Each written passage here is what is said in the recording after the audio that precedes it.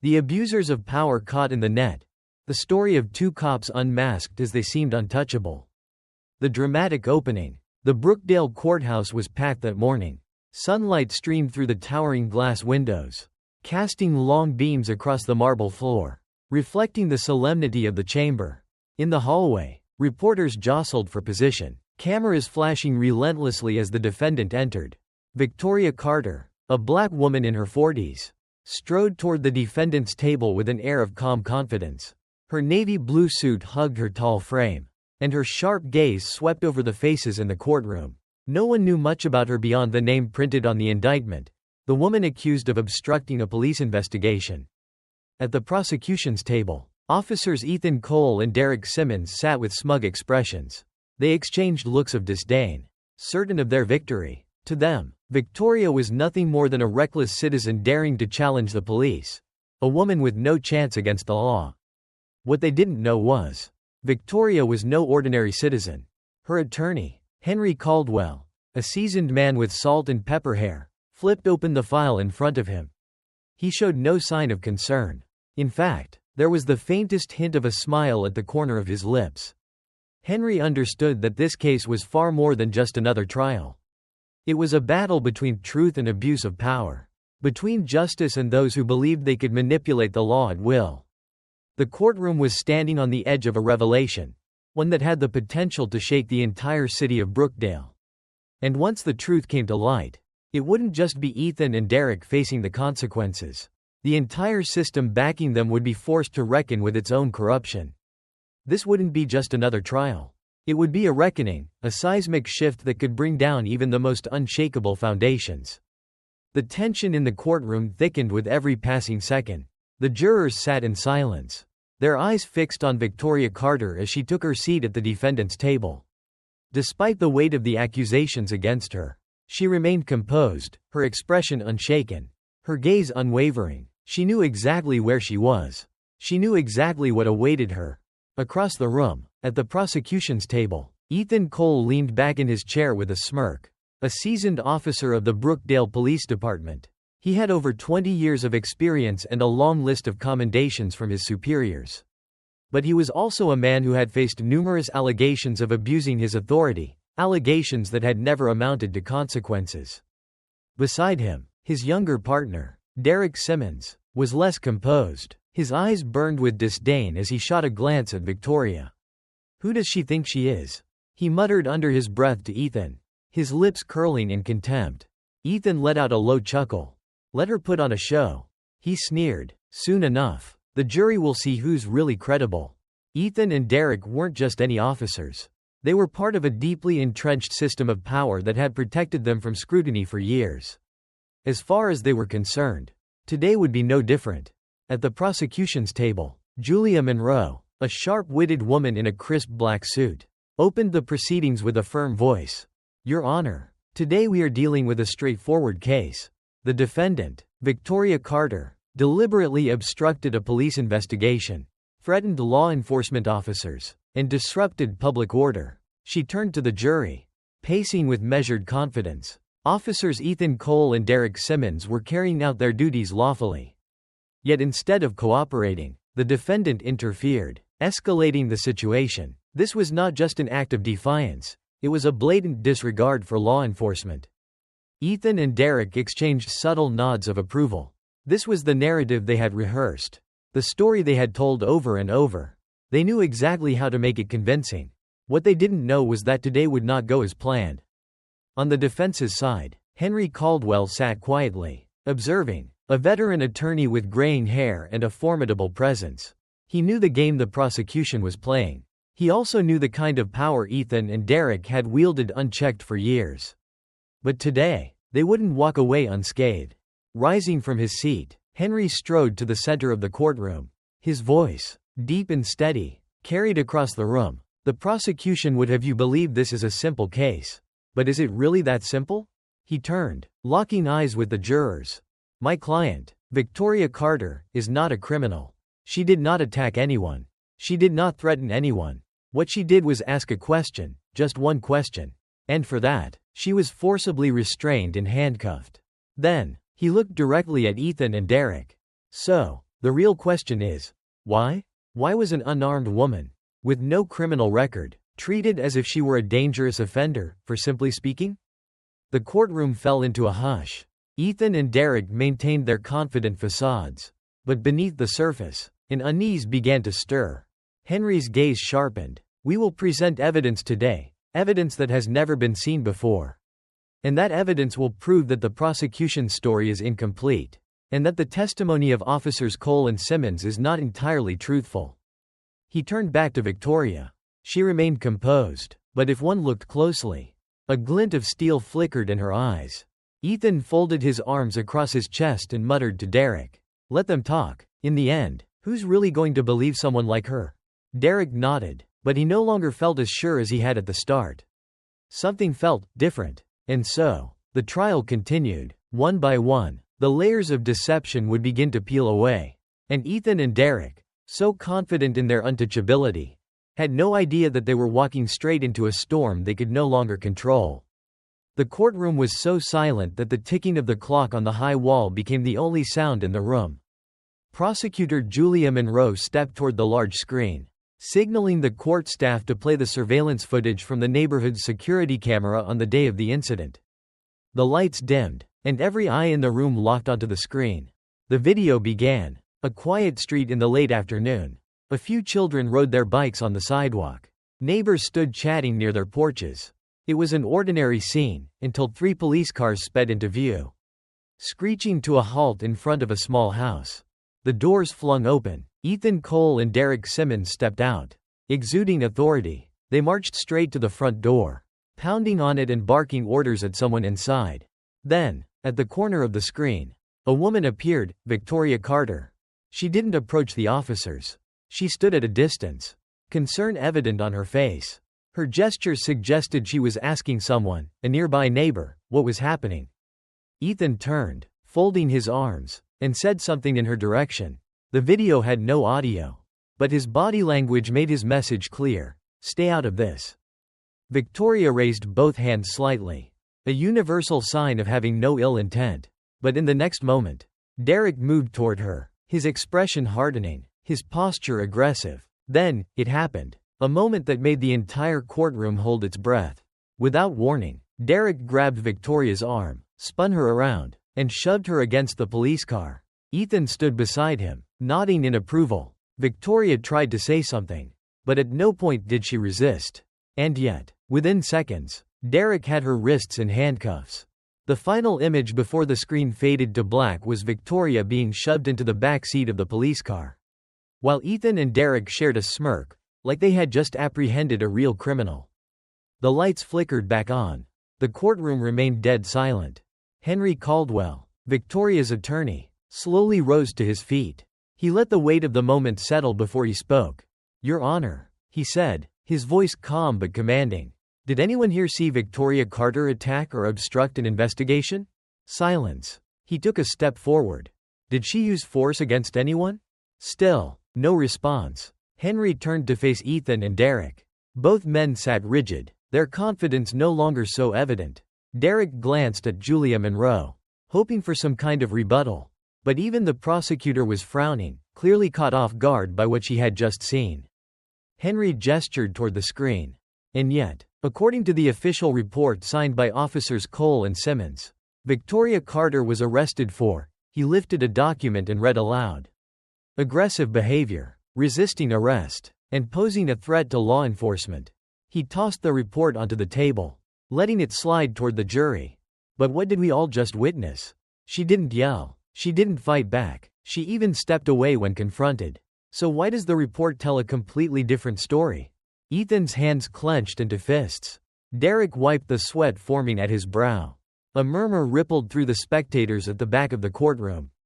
People weren't just seeing an unjust arrest, they were seeing a blatant lie. A cover-up. Henry turned back to the jury, his expression unwavering. "Ladies and gentlemen, I don't need to explain what this means. You can judge for yourselves. If these officers were willing to fabricate a report to justify their actions this time, how many other times have they done it before?" Several jurors exchanged glances. Doubt was setting in. At the prosecution table, Monroe pushed forward, trying to regain control. Your Honor, she said, this video only shows part of the encounter. We don't know what Ms. Carter said. It's entirely possible she made threatening statements or acted aggressively in ways the footage didn't capture. Henry smirked. Ms. Monroe, he said, we all know that if any footage existed of Victoria actually being aggressive, you would have played it immediately. But all we saw was a woman being arrested without just cause. Monroe's jaw tightened. She had no response. And for the first time since the trial began, Ethan and Derek no longer looked so sure of themselves. Henry returned to his seat. His tone measured but firm. And that was just the first piece of evidence.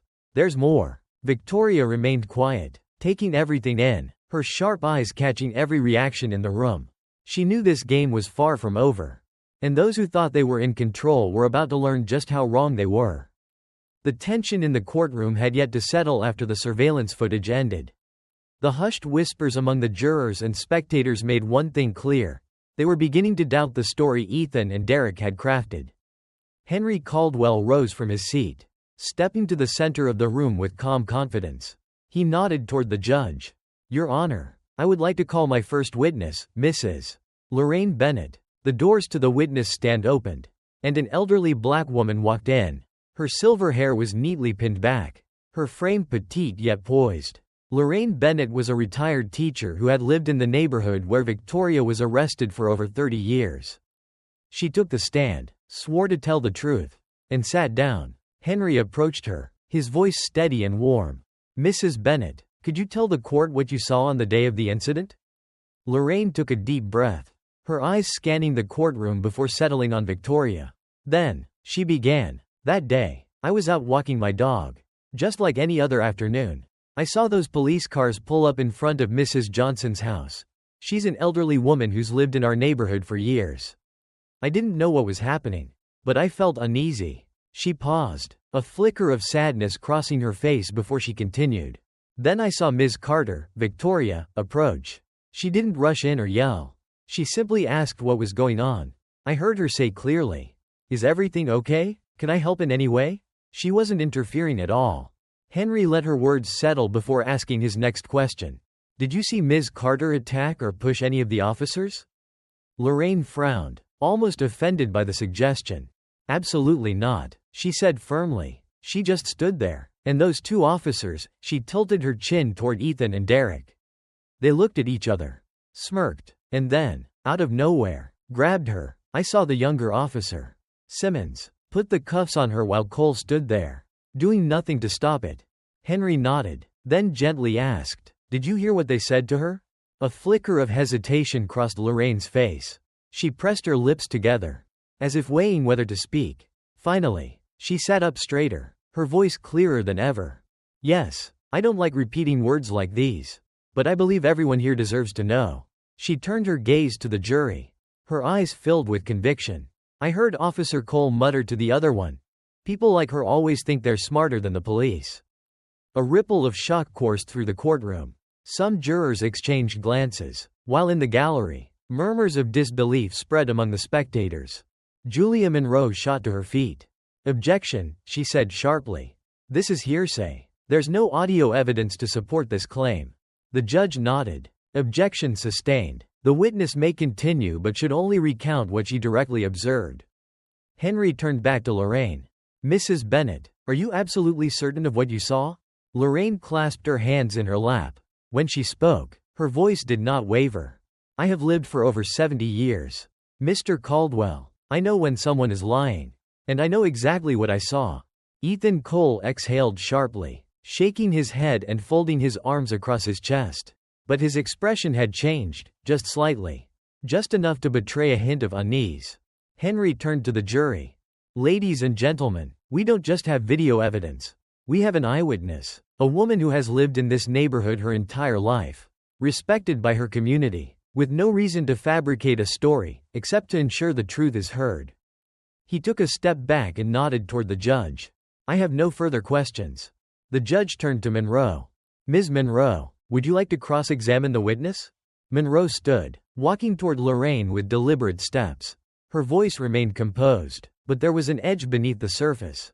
"Mrs. Bennett," she said smoothly, "you're relying entirely on your memory to recount these events. Aren't you? Given your age, is it possible that you may have misremembered certain details? A sharp inhale was heard from someone in the gallery, as if they couldn't believe Monroe had gone there. But Lorraine simply smiled, a small, knowing smile, the kind that only comes from a lifetime of seeing the world for what it is. Ms. Monroe, she said gently, yet firmly, I may forget where I put my reading glasses, but I do not forget what I saw with my own eyes. I have lived long enough to know which moments will stay with me forever. And this is one of them. Several jurors nodded slightly, her confidence and sincerity leaving a lasting impression. Monroe pressed her lips together, realizing she had gained nothing from the exchange. With a quiet sigh, she shook her head. No further questions. Lorraine stepped down from the witness stand. And at that moment, the atmosphere in the courtroom shifted. The foundation of Ethan and Derek's story had begun to crack. Victoria watched in silence, a glimmer of warmth in her eyes as she looked at Lorraine. This was no longer just a trial about an unjust arrest. This was a battle between a system built on unchecked power, and those who refused to be silenced. And with each testimony, each piece of evidence, the scales of justice were beginning to tip in favor of the truth. The air in the courtroom grew heavier after Lorraine Bennett's damning testimony. Henry Caldwell could see it. The jurors were beginning to view the case through a different lens. This was no longer just a routine arrest. This was a blatant abuse of power. But he wasn't done yet. It was time to confront the men responsible. Henry turned to the judge, his voice firm. Your Honor, I'd like to call Officer Derek Simmons to the stand. For the first time, Derek moved. He had remained silent throughout the trial. But now, he hesitated. He glanced quickly at Ethan Cole, as if seeking reassurance. But Ethan simply clenched his jaw, offering no help. Derek rose and made his way to the witness stand.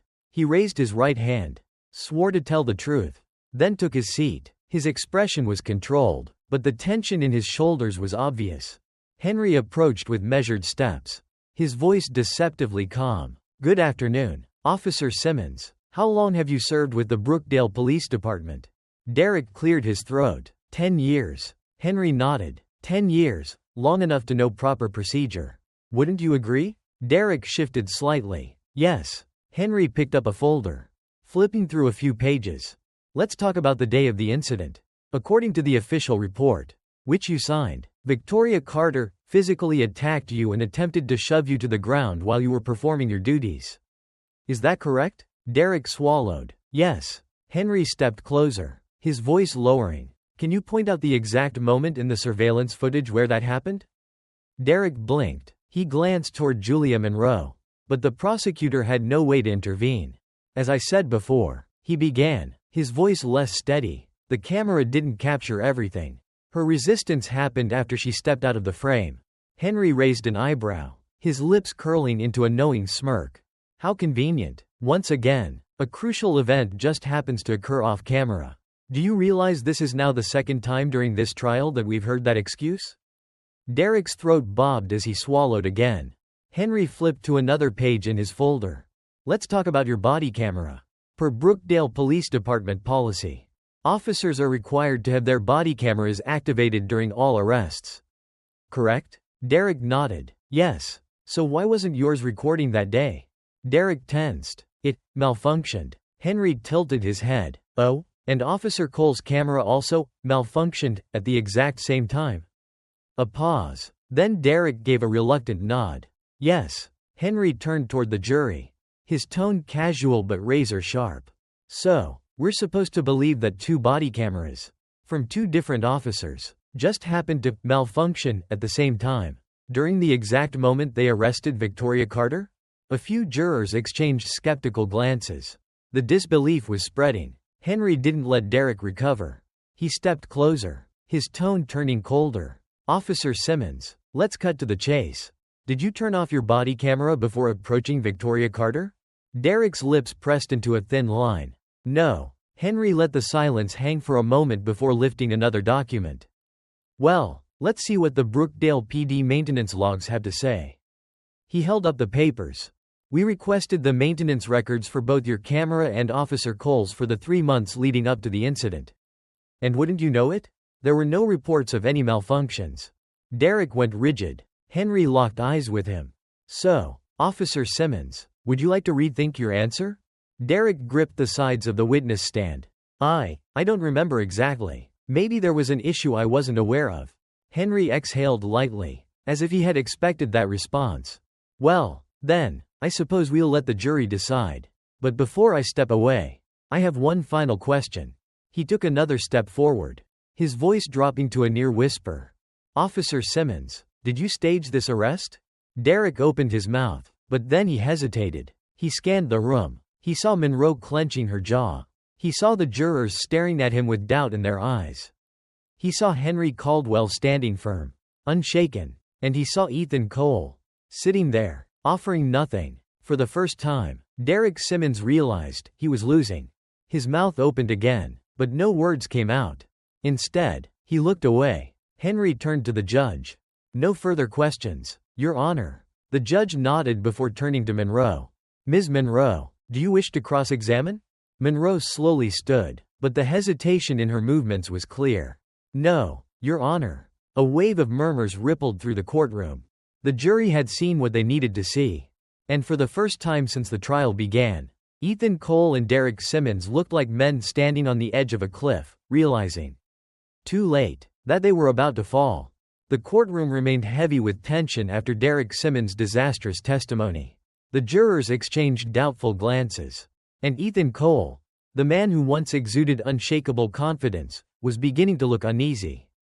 He and Simmons were no longer the smug, untouchable officers they had been at the start of the trial. Henry Caldwell checked his watch, then turned to the judge. Your Honor, I would like to call my next witness, Sergeant Daniel Rivera. The side door opened, and a uniformed officer walked in. He was solidly built, his dark hair streaked with gray, his expression firm but composed. Unlike Ethan and Derek, who radiated tension, Rivera carried himself with the quiet confidence of a man who had nothing to hide. He swore to tell the truth and took his seat at the witness stand. Henry approached him with a measured tone. Sergeant Rivera, could you introduce yourself to the court? Rivera nodded. I've served in the Brookdale Police Department for 18 years. I currently hold the rank of sergeant, overseeing patrol units. Henry nodded. Are you familiar with Officers Ethan Cole and Derek Simmons? Rivera glanced at the two men seated at the prosecution's table. Yes, I've worked with them multiple times. Henry paced slightly. Were you present at the scene on the day of Victoria Carter's arrest? Rivera took a deep breath. I arrived late. By the time I got there, Ms. Carter was already in handcuffs and sitting in the back of a patrol car. Henry narrowed his eyes. And when you arrived, did you notice anything unusual? Rivera nodded, his expression hardening. The first thing I noticed was that both Officers Cole and Simmons had their body cameras turned off. A murmur spread through the courtroom. Jurors scribbled notes rapidly. Henry leaned back slightly, crossing his arms. Is that normal procedure, Sergeant? Rivera shook his head firmly. No. Per department policy, body cameras must be activated during all interactions with civilians. If a malfunction occurs, the officer is required to report it immediately and switch to a backup device. Henry took another step forward. Was there any such report filed regarding these camera malfunctions? Rivera's gaze flickered toward Monroe, as if anticipating resistance, but his voice remained steady. No, there was no report. A wave of tension rippled through the courtroom. Henry nodded, letting that fact sink in before continuing. When you questioned Officers Cole and Simmons about why their cameras weren't working, what did they say? Rivera clasped his hands together. Cole said his battery had died. Simmons claimed there was a technical issue. Henry raised an eyebrow. And did you believe them? Rivera's response was immediate. No. A low murmur spread through the gallery. The judge had to tap his gavel to restore order. Henry pressed on. Sergeant, I have an important question. In your years working with these officers, have you ever heard them make discriminatory remarks or behave in a way that suggests bias? Rivera hesitated for a moment. He glanced at Ethan, who glared at him, and at Derek, who avoided his gaze entirely. Finally, Rivera exhaled and spoke. Yes, I have. The courtroom held its breath. Henry remained composed. Can you provide details? Rivera looked down at his hands for a brief moment, then lifted his gaze to the jury. I once heard Cole say there were too many black families moving into this neighborhood, and that, if we don't get a handle on it, This place will turn into a ghetto." A shocked murmur spread across the room. Henry kept his expression neutral. "And what about Officer Simmons?" Rivera licked his lips before answering. "I heard Simmons talking about a previous arrest. Saying, sometimes, these people need to be taught a lesson so they know their place." The courtroom nearly erupted. The jury, the spectators, everyone reacted. The statements were more than just damaging, they were proof of a deep-rooted problem within the Brookdale Police Department. Julia Monroe's grip tightened around the files in front of her. It was clear that she had lost control of the case. Henry allowed a few seconds of silence for the weight of Rivera's words to settle. Then, he stepped closer. "Sergeant Rivera, did you ever report these remarks?" Rivera nodded. "Yes, but no one cared. Every complaint I submitted was ignored or dismissed." Henry turned to the jury. His voice steady and deliberate. "Ladies and gentlemen, this case is no longer just about an unlawful arrest. It is about a system that has enabled and protected those who abuse their power. A system that has allowed Ethan Cole and Derek Simmons to operate without consequences for years." He turned to Monroe. "Ms. Monroe, do you wish to cross-examine the witness?" Monroe stood, but it was clear she had little room to maneuver. "Sergeant Rivera, is it possible that you have personal biases against these officers? Could this testimony be motivated by a grudge?" Rivera sat up straighter. "No, I'm simply telling the truth." Monroe pressed her lips together. Realizing that pushing further would only damage her case more, she inhaled deeply, then exhaled. "No further questions." Henry returned to his seat. His expression calm but triumphant. He had done what he set out to do: expose the rot within the Brookdale PD. Proved that Victoria Carter was not just another arrest but a victim of systemic corruption. Ethan Cole and Derek Simmons sat frozen. For the first time, they didn't look like men in control. And with every testimony, every piece of evidence, the trial was dragging them closer and closer to Judgment Day. The courtroom remained stunned in the aftermath of Sergeant Daniel Rivera's testimony. The jurors exchanged glances, their expressions shifting from uncertainty to realization. This was no longer a case about a simple arrest. This was about exposing the corruption and discrimination hidden beneath the surface. Henry Caldwell knew they had reached the most pivotal moment of the trial. He straightened his jacket, stepped forward, and addressed the judge. "Your Honor, I would like to call the defendant, Victoria Carter, to the stand." A wave of murmurs spread through the room. The jurors sat up straighter. The reporters tightened their grips on their pens and recorders. And Prosecutor Julia Monroe's brows furrowed slightly. At the prosecution's table, Ethan Cole and Derek Simmons remained seated, but their tension was unmistakable. Victoria Carter rose. She moved with the same calm confidence she had maintained throughout the trial. Yet there was something in her gaze, something that made the entire room still. She walked deliberately to the witness stand, took the oath, and sat down. Henry approached, his voice steady but charged with the weight of the moment. "Ms. Carter, could you tell the court a little about yourself?" Victoria nodded. "I was born and raised in Washington, D.C. My father was a history teacher, and my mother was a civil rights attorney. From a young age, I witnessed injustices happening around me, and it drove me to dedicate my life to the pursuit of justice." A few jurors nodded slightly. Taking in her words, Henry continued, "And how did you pursue that path?"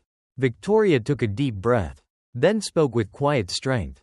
"I studied law and international relations at Georgetown University before joining the Federal Bureau of Investigation.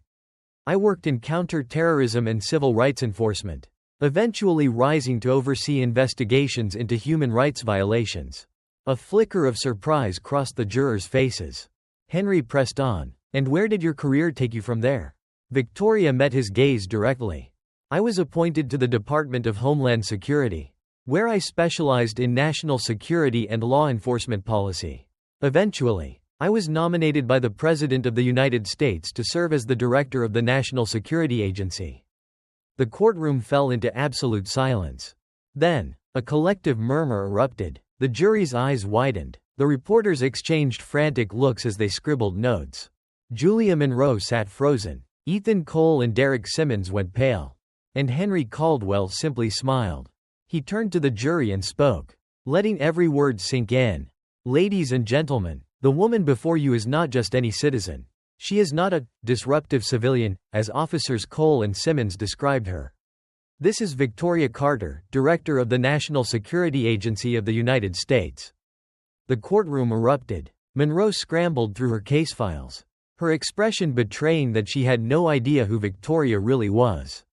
Ethan Cole clenched his fists, his jaw tightening. Derek Simmons sat motionless, his face drained of color. The judge slammed the gavel, demanding order, but the shock had already taken hold. Henry turned back to Victoria, giving her a slight nod.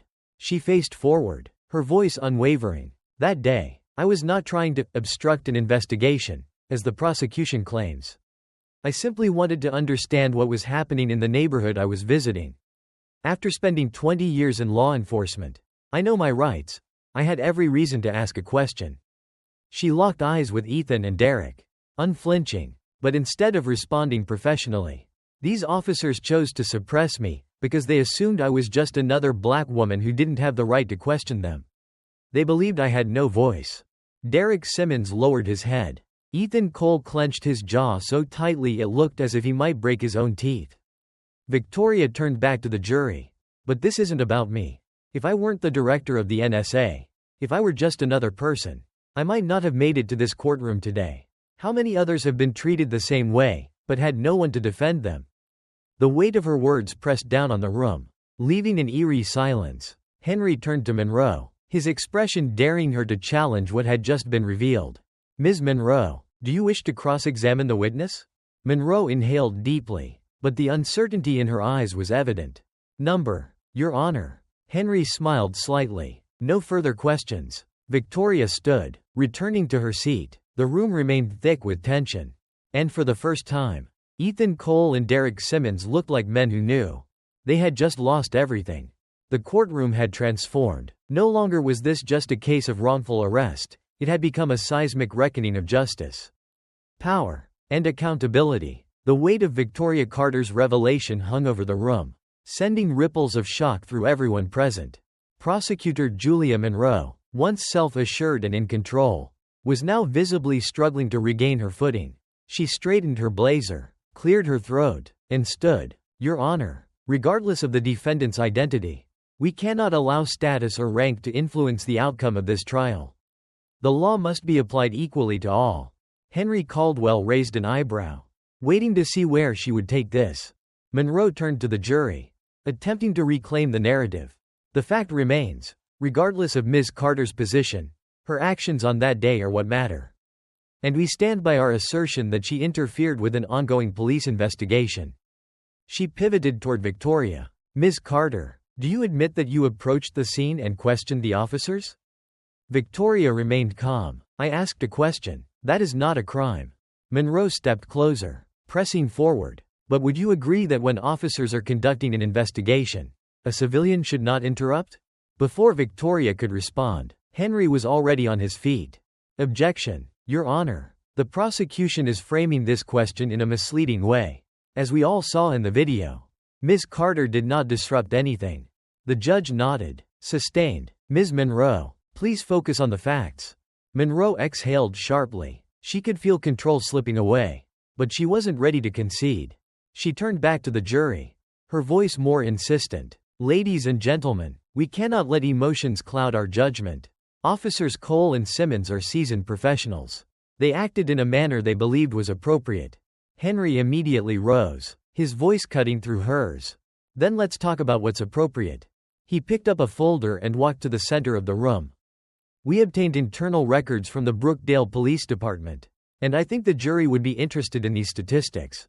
He paused, then read aloud. "Officers Ethan Cole and Derek Simmons rank in the top 10% of the department for civilian complaints regarding abuse of power.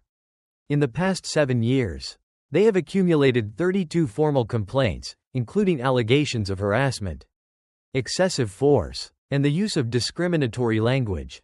A hush fell over the courtroom. Henry let the weight of the numbers settle before continuing. "But here's the real issue. Not a single one of these complaints was ever fully investigated. Most were dismissed due to lack of evidence, or deemed not severe enough for disciplinary action." The jurors exchanged tense looks. Frustration flickered in their expressions. Henry turned to Monroe. "Ms. Monroe, do you deny these numbers?" Monroe's jaw tightened. She had no defense. Henry turned back to the jury, his voice unwavering. Think about this. If Victoria Carter had not been the director of the NSA, what would have happened? Would she have had the chance to stand here and defend herself?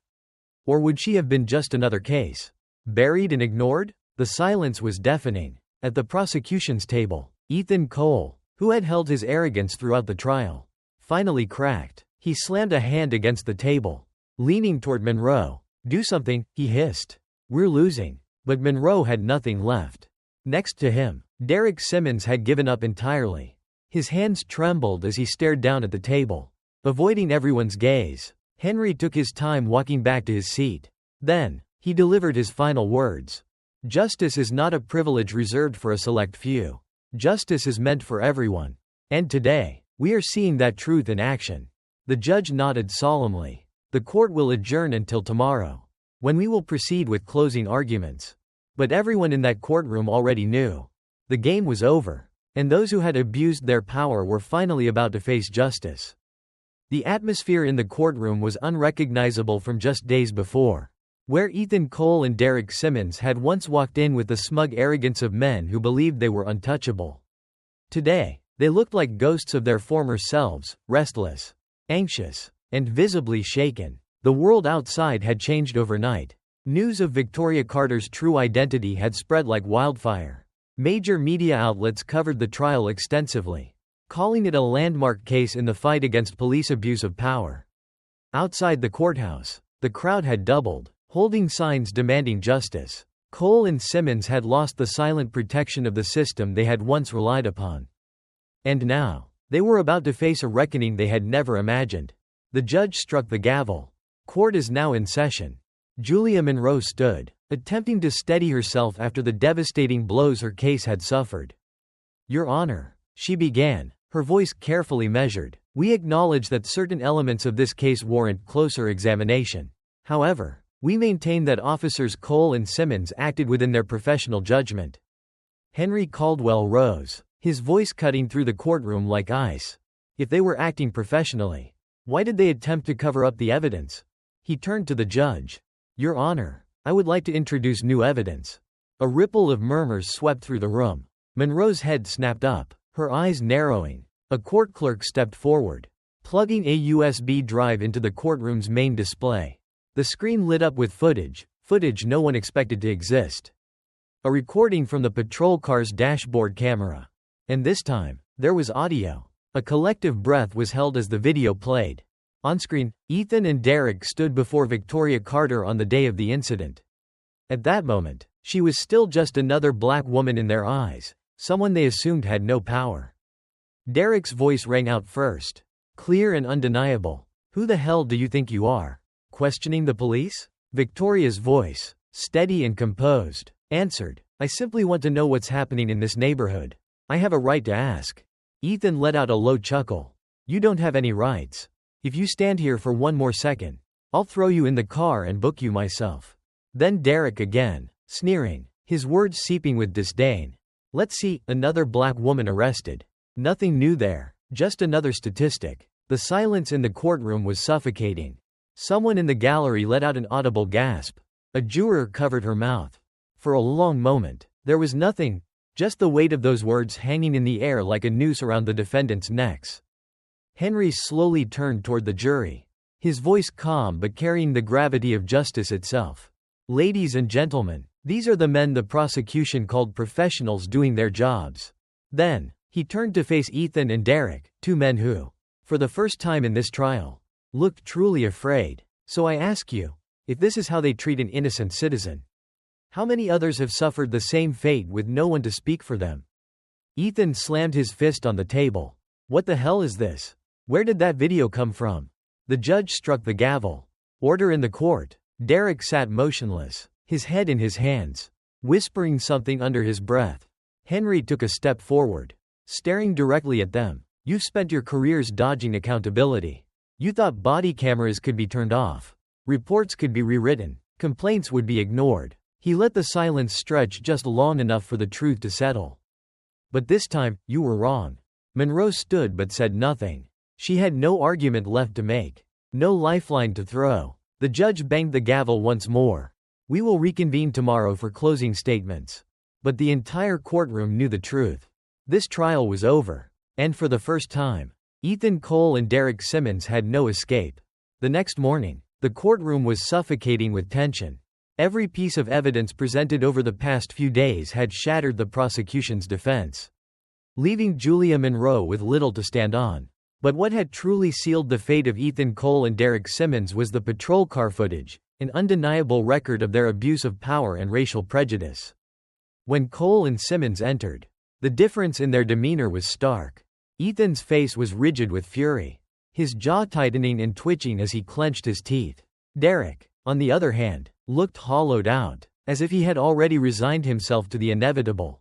His shoulders slumped, his eyes vacant. The judge struck the gavel. Court is now in session.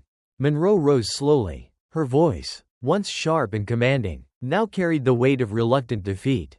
Your Honor, in light of the evidence presented, the prosecution acknowledges that this case has taken an unexpected turn. While we maintain that Officers Cole and Simmons acted based on their professional judgment at the time, we cannot ignore the compelling evidence of misconduct. A murmur swept through the courtroom. For the first time, Monroe had stepped back. Henry Caldwell stood, but before he could speak, Ethan Cole shot up from his chair. This is bullshit, Ethan shouted, slamming his fist against the table. This is just a damn political game. We did our jobs. The judge banged the gavel hard. Officer Cole, you will control yourself in this courtroom. But Ethan wasn't done. He turned, pointing a trembling finger at Victoria Carter. She manipulated all of you. If she weren't some high-ranking government official, no one would care about this case. Victoria didn't flinch. She didn't respond. She simply held his gaze, steady, unreadable, unshaken. The judge turned to Monroe. Ms. Monroe, get your witness under control. Monroe exhaled sharply, rubbing her temple. Your Honor, perhaps it's time we hear directly from the officers themselves. A heavy silence fell over the room. Ethan stiffened. Derek, after a long pause, lifted his head. The judge turned to them. Officer Simmons, do you wish to testify? Derek inhaled deeply, then stood. His movements were slow, reluctant, but when he finally made his way to the witness stand, there was something in his expression.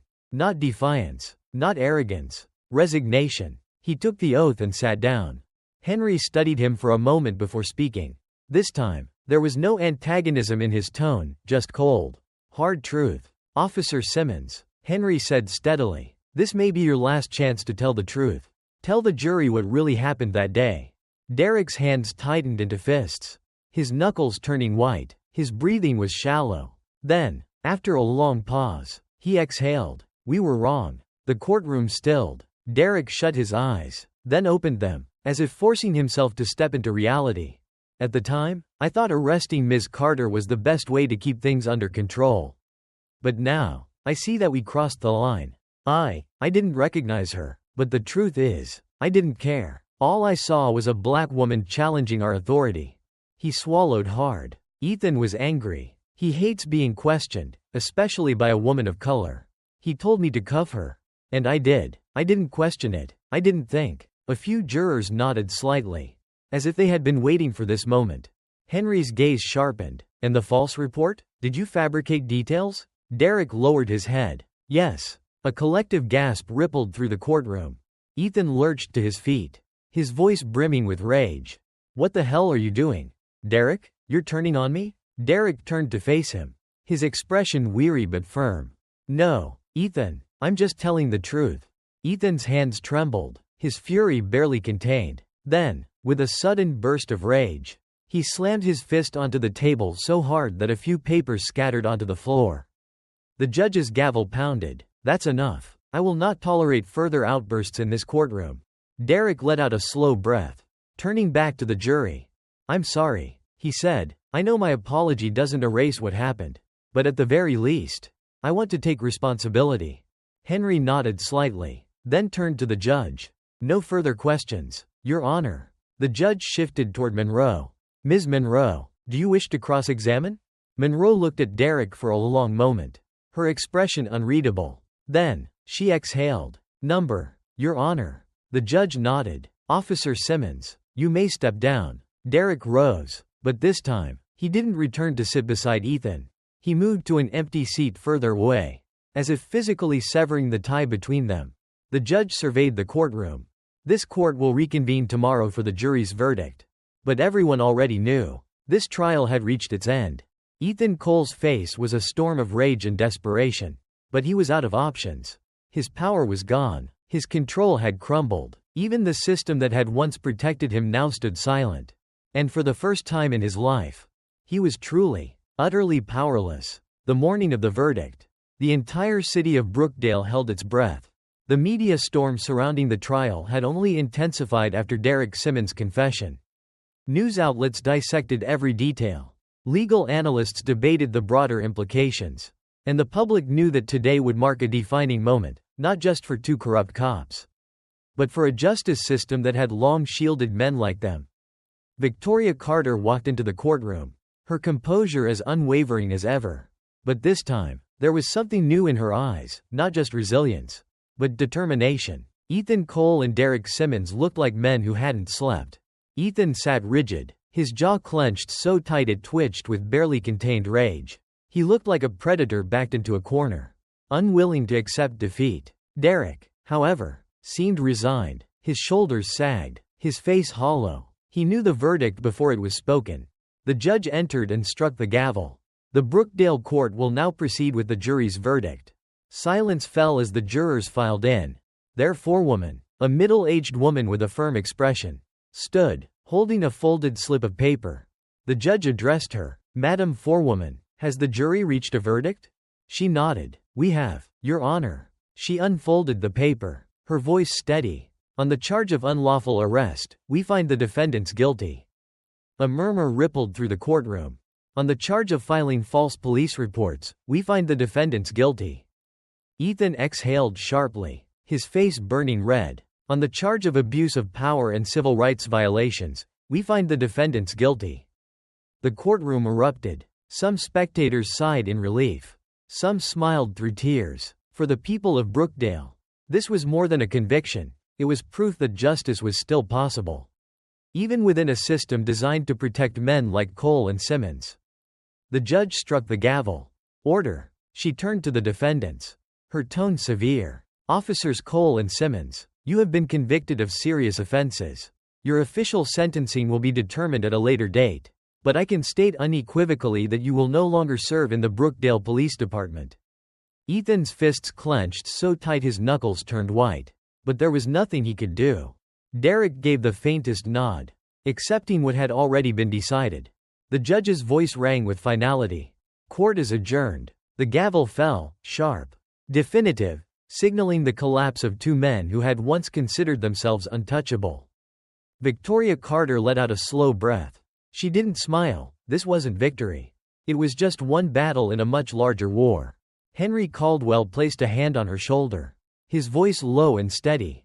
"We did it." Outside the courthouse, the crowd erupted in celebration. Signs demanding justice waved high. Chants of accountability echoed down the streets. The city of Brookdale had witnessed something rare, a system forced to hold its own accountable. Even if only this once. Through a back exit, Ethan Cole and Derek Simmons were led away, not as officers of the law, but as convicted criminals. The same system they had relied on to shield them had now turned them into examples. Victoria stood at the courthouse steps, watching the moment unfold. She knew this wasn't the end. There were more fights to come, more battles to wage. But today, for the first time in a long time, justice had won. As the trial concluded, its impact rippled far beyond the walls of the courtroom. This case hadn't just changed Victoria Carter's life. It had left an indelible mark on the entire justice system of Brookdale. In the days that followed, the city government was forced to confront difficult questions about the Brookdale Police Department's long history of misconduct. A federal investigation was launched, targeting systemic corruption and abuses of power that had been ignored for years. High-ranking officials who had once looked the other way now found themselves under scrutiny, no longer shielded by the system they had upheld. But Victoria Carter didn't stop with her courtroom victory. She used her platform to push for meaningful reform, not just in Brookdale, but nationwide. A new independent police oversight program was established, ensuring that misconduct like Ethan Cole and Derek Simmons could never be so easily buried again. Transparency measures were introduced, requiring stricter accountability for law enforcement officers. More importantly, her case ignited a sense of hope. For those who had once felt powerless against the system, Victoria's fight proved that even the most entrenched corruption could be challenged. That justice, though often delayed, could be served when people had the courage to demand it. That afternoon, as she stepped outside the courthouse, a crowd of supporters erupted into cheers. Some held signs demanding further reform. Others simply stood in quiet solidarity. Among them, an elderly woman made her way forward, tears welling in her eyes. "Thank you," she said, her voice trembling, "not just for yourself, but for all of us." Victoria took the woman's hand, squeezing it gently. "We still have a long road ahead," she replied, "but today, we proved that truth and justice can win." She looked around at the faces in the crowd, some filled with relief, others burning with renewed determination. This wasn't the end. It was the beginning of something bigger. A fight not just against two corrupt officers, but against the deep-seated injustices that had allowed them to thrive for so long. A fight for real, lasting change. And as Victoria Carter stood amidst the people she had fought for, she knew she wouldn't be fighting alone.